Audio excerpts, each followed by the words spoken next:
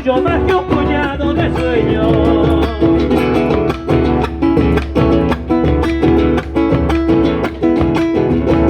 Ahí anda pasito lerdo, curvadita por el tiempo, inundada de recuerdos de su pago santiagueño.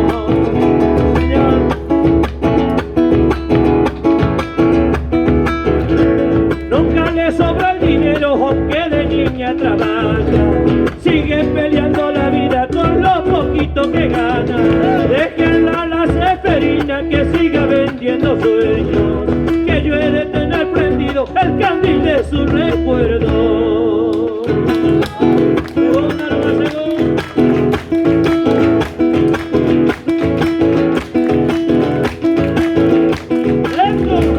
Ahí va pensando pa' dentro por esas calles del barrio, queriendo ganarle al tiempo con 60 y pico de años.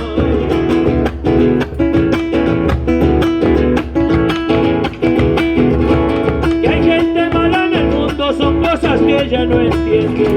Su corazón es tan grande como los panes que vende. Esa es mi madre. No tuvo escuela en su vida, en el monte no hay estudio. Que nació pobre en el campo y él sabe lo que le digo. Déjala a la Seferina que siga vendiendo sueños, que yo he de tener prendido el candil